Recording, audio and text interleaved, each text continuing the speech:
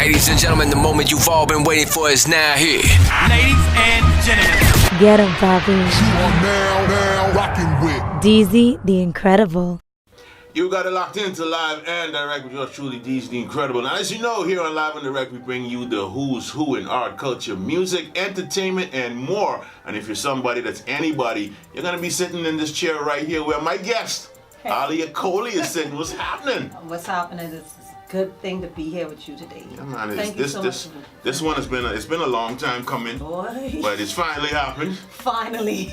So, you know, it's been a while. It's been a while. Yeah. It's been quite a while. We're gonna get into the Alia Coley story right about now. So like this is like the return of Alia Coley. The return. She's back. I am back. And she's got some. I had the opportunity to hear the music, the new single the other day, and I must say it's absolutely bananas. But we can get into that. We can get into that in a little while. But Yep. we're gonna take it.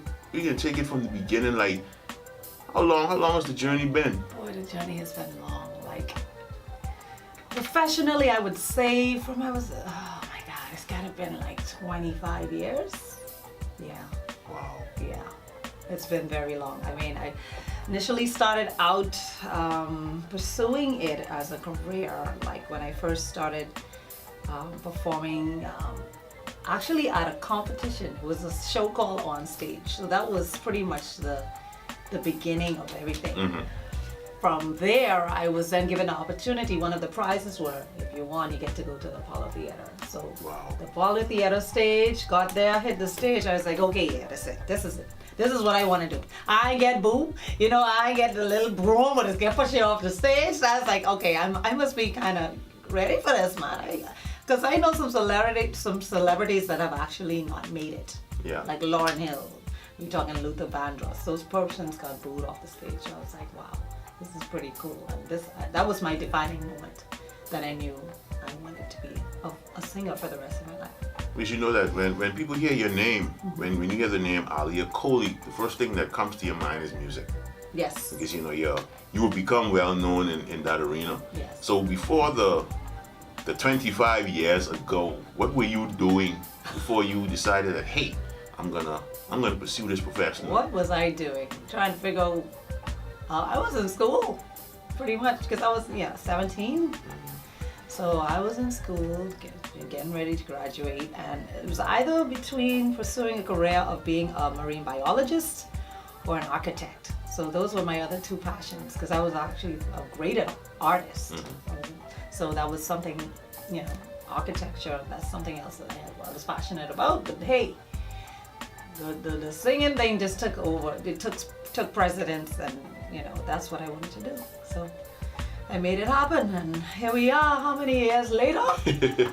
We here today with you, getting ready to do this thing, man. Now we Hit the airwaves with this song. we just touched on the Apollo Theater. Yes. Hey. Right? Now for all the young people watching, the younger folks, you between the age of let's say 15 and 25. Singing at the Apollo Theater was the equivalent of being on the Breakfast Club. Yes, Like if you got in the Apollo Theater and you Yep. performed and you didn't get booed, Yeah, boy. you were saying something. So like what was that experience for you? Like Oh, my actually getting goodness. to was Steve Harvey hosting at that time? No, it Who was there? It was so long. Honestly, I don't remember. But I think it was a host prior to Steve Harvey. Because I'm trying to remember, because I remember Steve Harvey. Yeah, he used to catch I've been following him for years. Yes. So I'm trying to remember. Like, Yeah, who it was the wasn't host Steve before Harvey him? though. I really can't remember. Some guy though, I know that. Yeah. But yeah, man. And I actually performed twice because you had to come back if you, was in the first round, and so came back, and them. It's always the little children, right? So it's the little children of BBO again, because actually from on-stage competition, it was Ryan Richardson that came first, and then myself, and then Billy.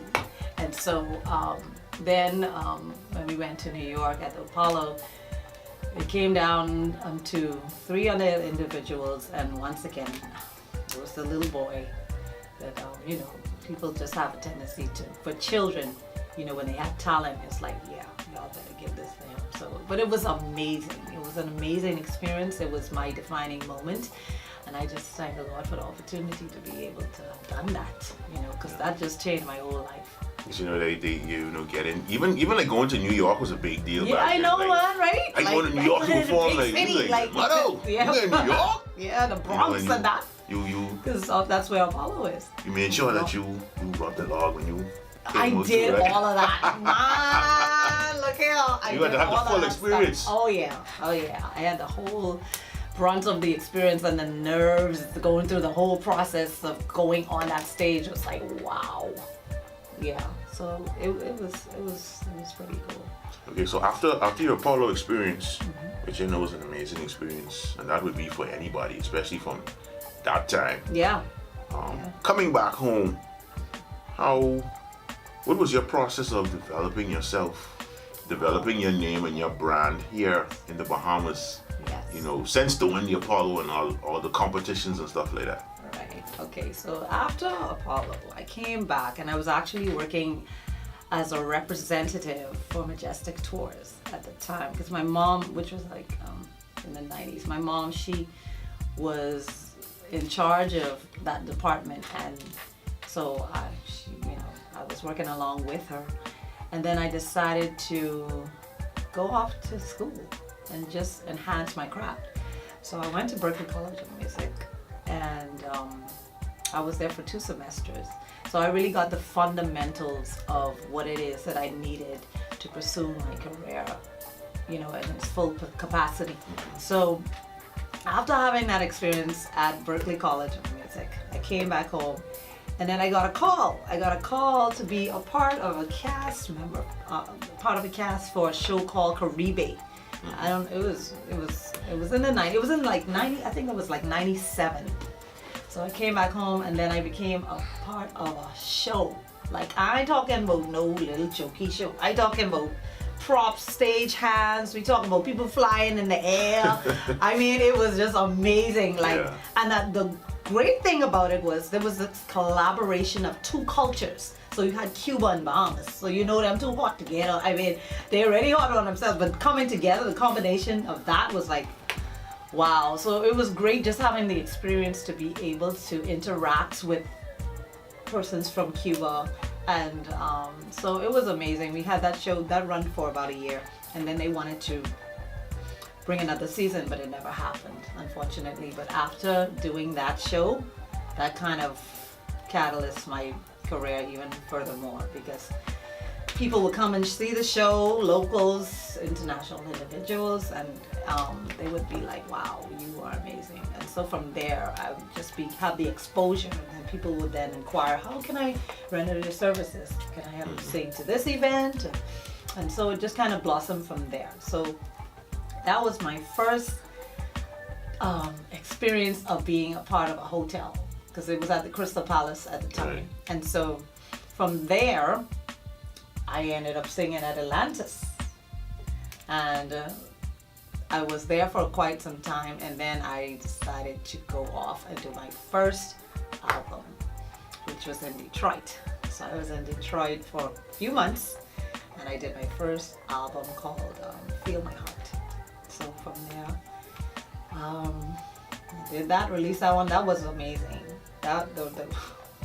The people just kill that one. Like, to date, it has been the best album, because I've done another one since.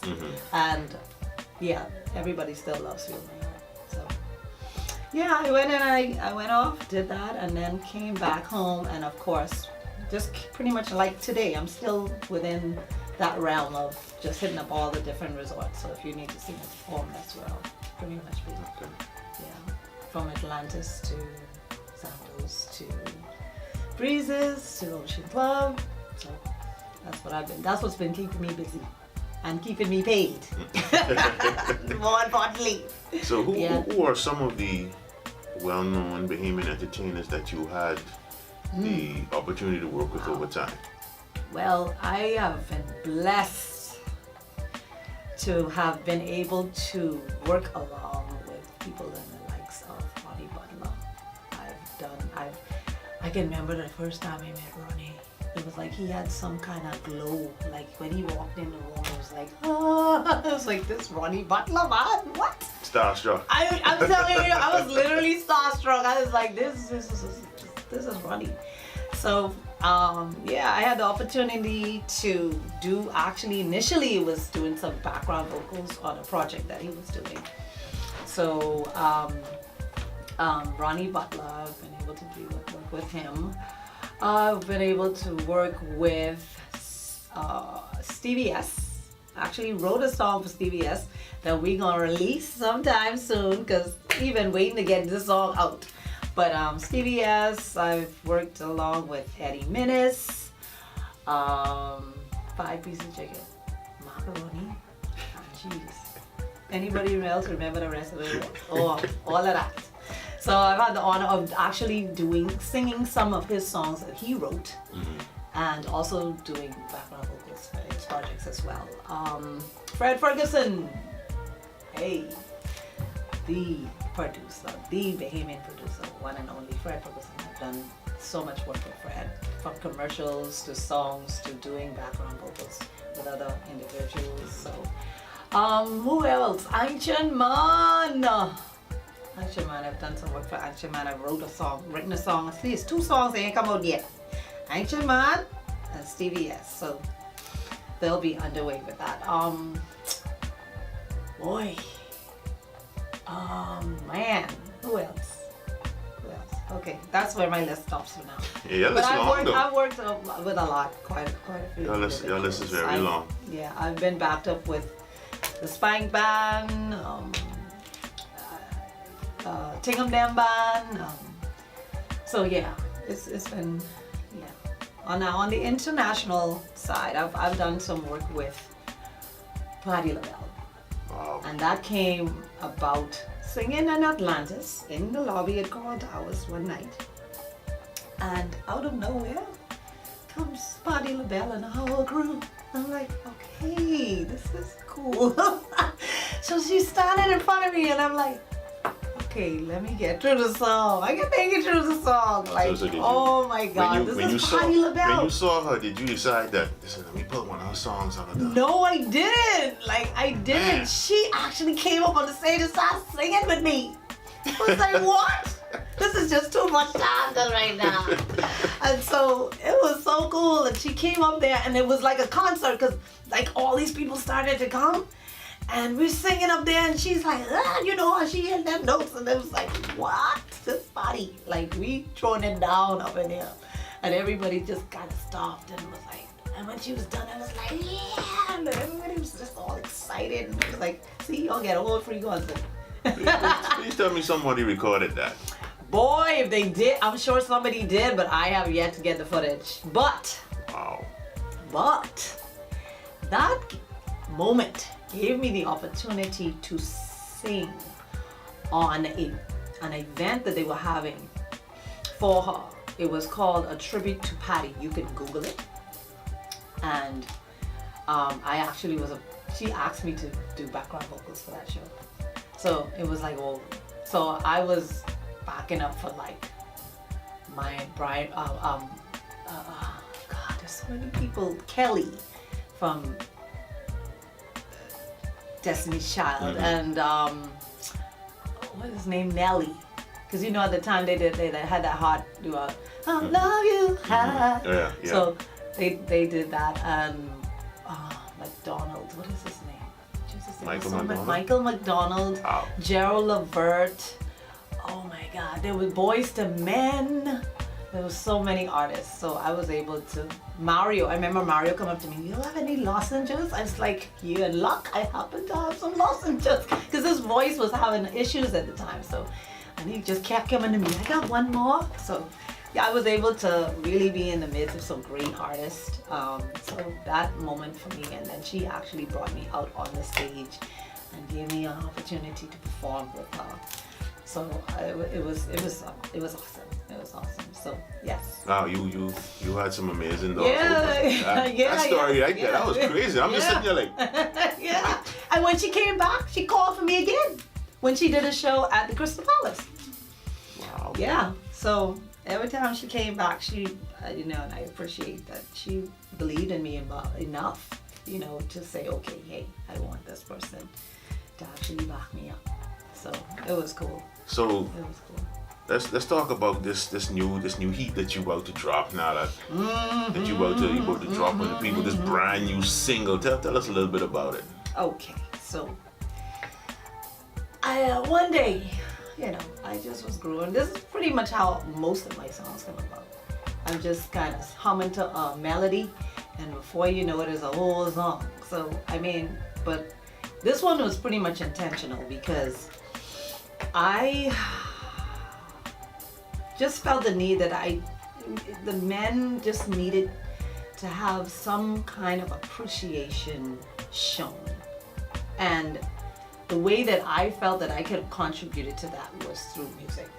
And if you ask me, there are not many songs that I heard that are actually giving men their props and saying, well, hey, thank you so much for doing a great job. We appreciate what you do. We see what you do. We recognize what you do. And so this is pretty much where the gist of the song came from. But I also wanted it to be not just another, because people affiliate with me to be a woman who sings the ballads. So I was like, you know what? I ain't doing no ballad, no big ballad. No, we ain't doing none of them. We doing fun, celebratory, appreciative song to men. So that's pretty much the concept of the song. So I just felt that it's time to bring some positive vibes to that, opposed to always knocking down men and talking about how they cheat and they ain't no good and you break my heart. None of that. So time to say thank you. Thank you, DC. Thank you. I appreciate that. I appreciate it's about time. Someone say thanks. Doesn't it feel good to be like, wow, thank you for what? Hallelujah. So yes, so that's what it's all about. So yeah. Okay, so now that we have brought this up, it's about time for us to take a live and direct music break, and we're gonna check out this brand new song by Alia Coley. I'm gonna let her introduce it before we throw into it. Go right ahead. All right, yeah. What you're about to hear is just for the men. Okay, my Father's Day is coming up, and this one is called All the Fellas.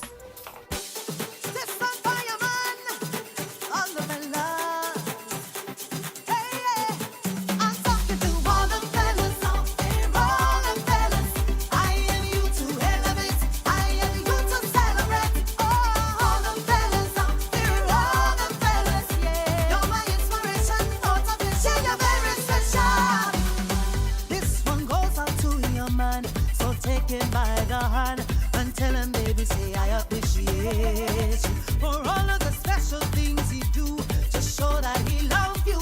If you had a million, you never could repay. Now you're shining like gold, like diamonds are forever. You and your man together rule the world. Hey, yes, you've been more than just a man. Yes, you've been more than just a friend. And for that, you know he deserves it forever, your baby. All the fellas out there, all the fellas, I love you to celebrate, to celebrate, to celebrate, to celebrate. All the fellas out there, all the fellas, yeah. You're my inspiration, motivation, very special. You're not the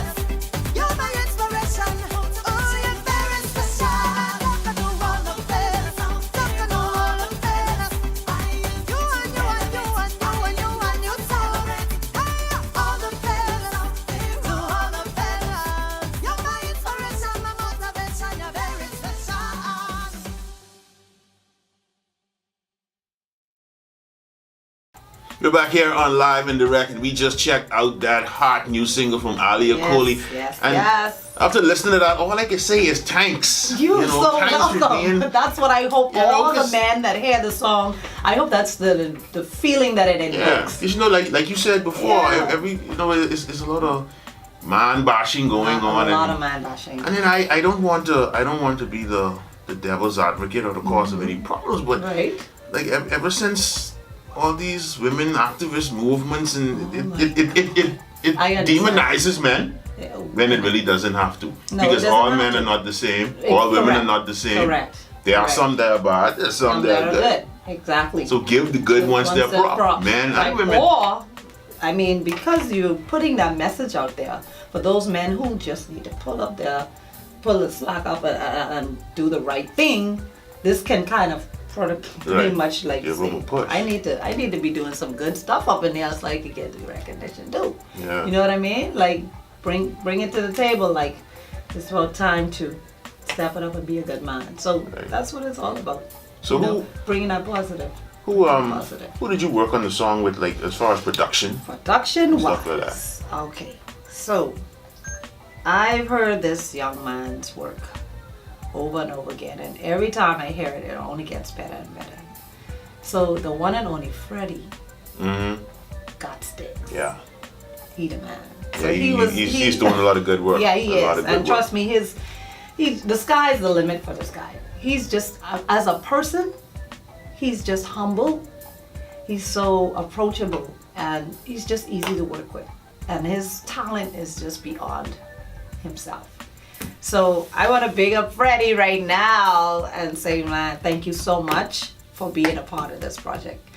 And the elements that he's brought, the collaboration with both of us together and what we've produced is just amazing. Came up with a really good song, a hot song just for everybody to enjoy. Okay, so good. Can we expect follow up after the song of Yes. another set of fire? Yes, definitely in the making. I will give away all the goodies, but it's gonna be another hot song talking about men again in a positive way.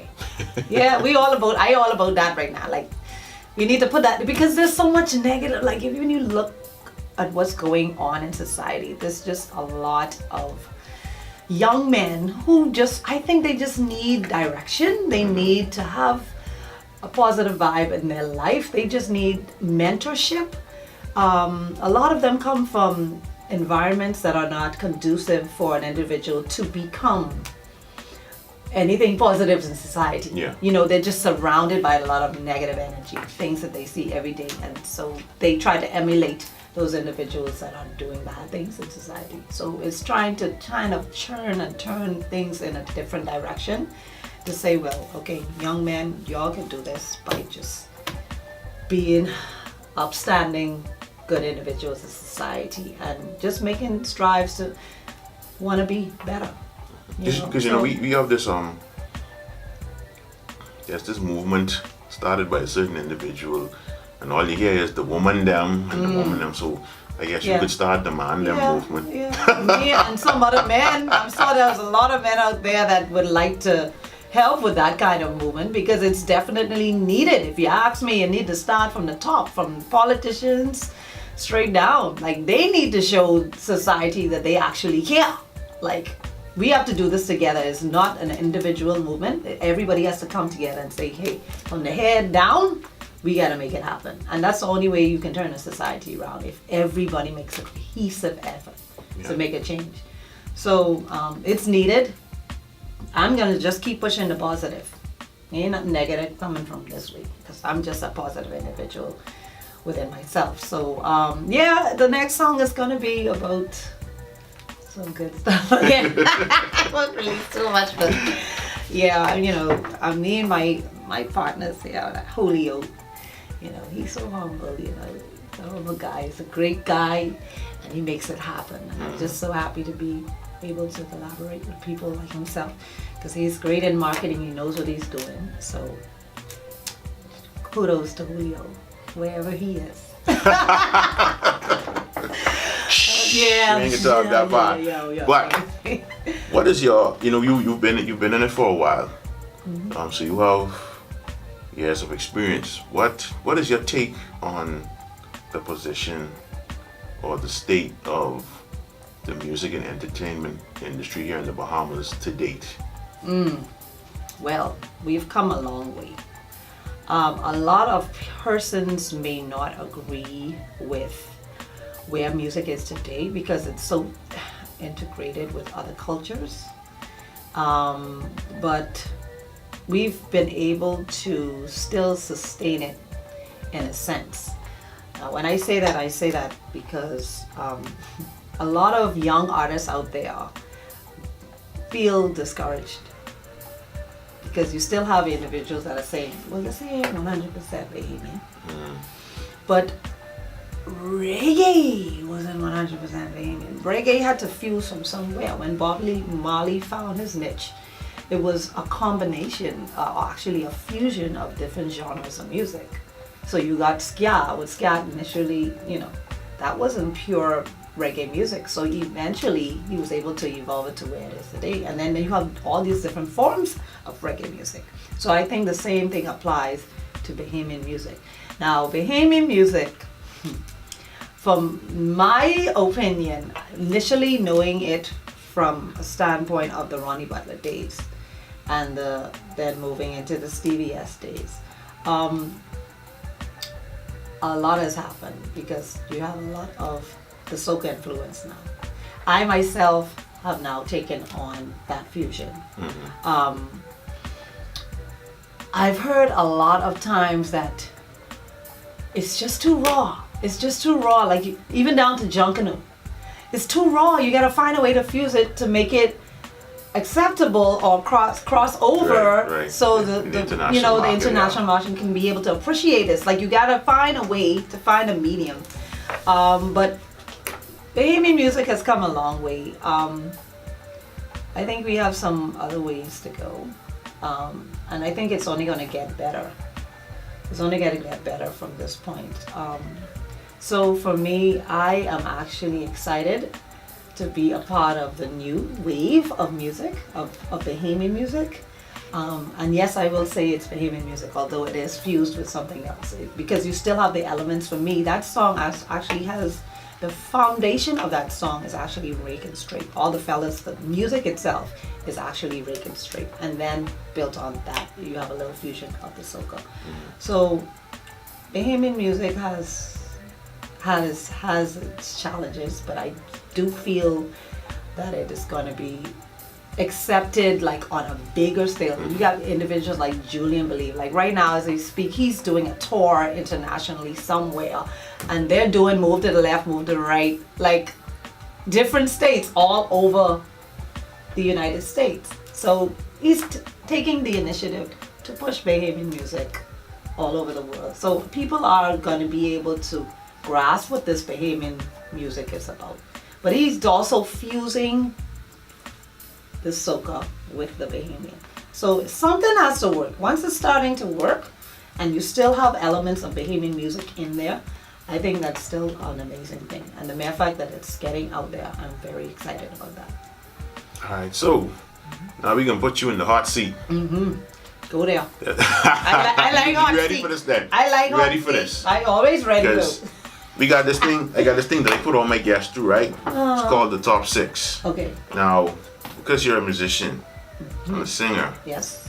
I need for you to give me your top 6 favorite artists of all time. But 3 of them have to be Bahamian. Okay, that's very easy.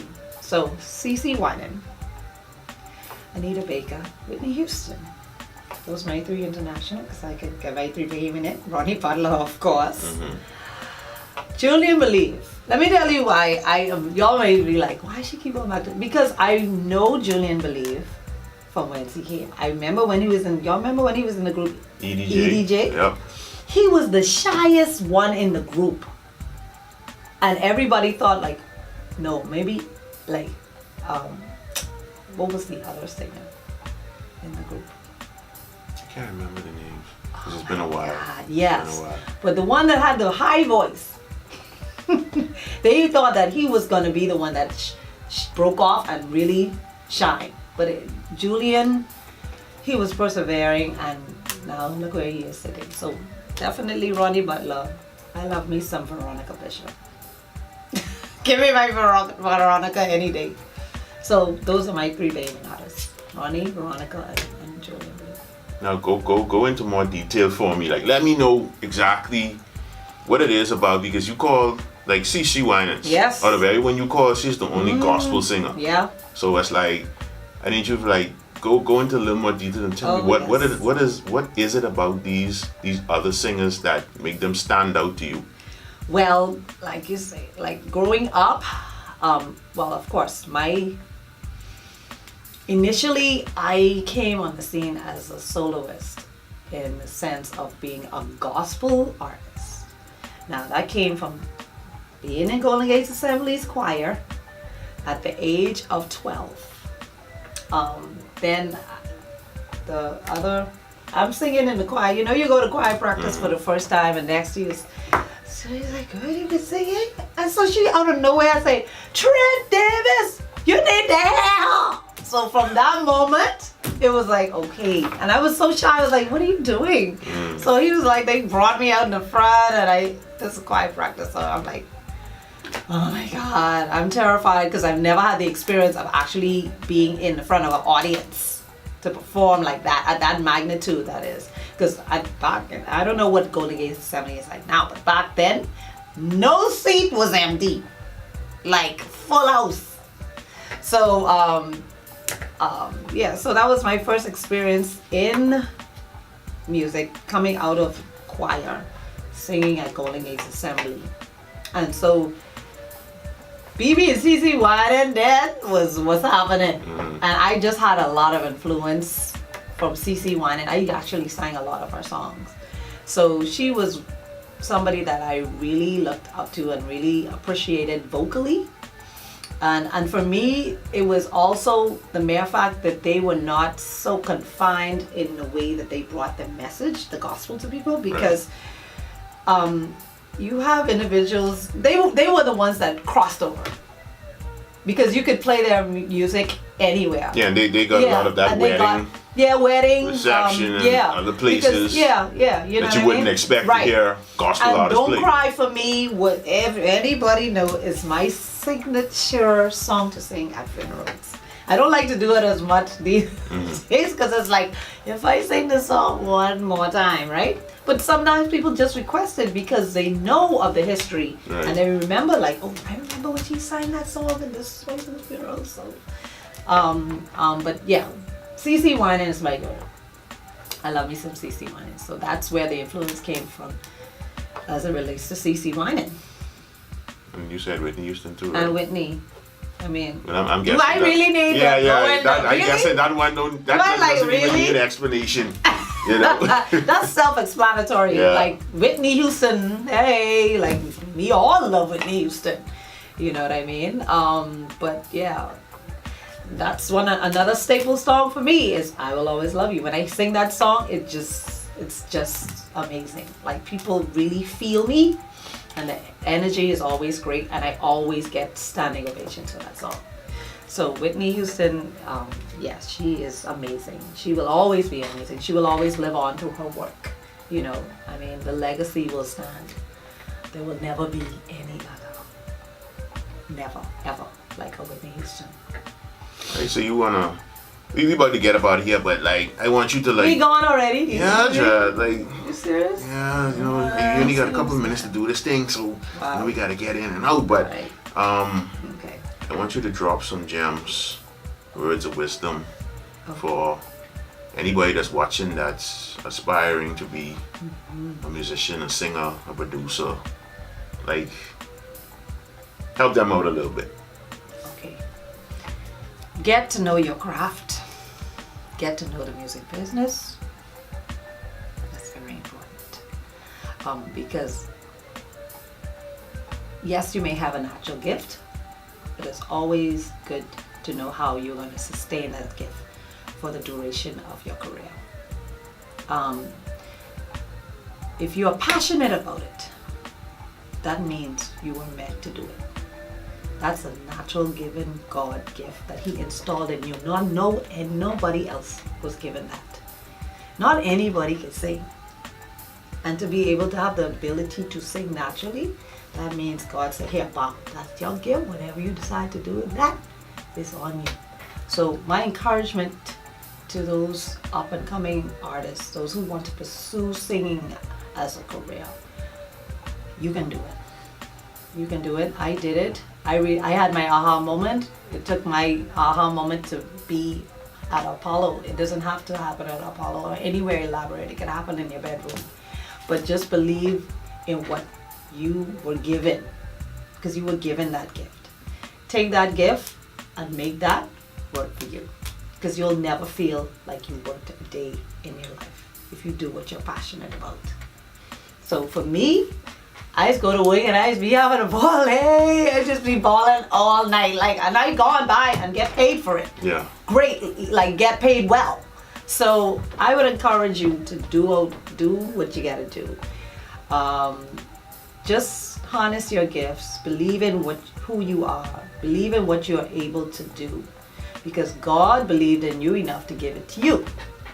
So I would like to say again, enhance your craft. If you have an opportunity, yes, you may be able to sing, but a lot of persons, they get into singing and then they find themselves like 2-3 years down the road having issues with their vocals because they didn't get the fundamentals. They didn't go and find out, how do I sustain my voice? Where am I actually singing from? I'm singing from here, or I'm singing from a diaphragm, where all the support comes from. So enhance your craft. To be on top of the game, you gotta be like on point. Like I've been singing forever, like 25 years, and I still sound like, I mean, I've improved vocally over the years, but I'm still able to sing like every day of the week and have a voice. Not many people can do that because they're not singing properly. So protect your voice, because that's your investment.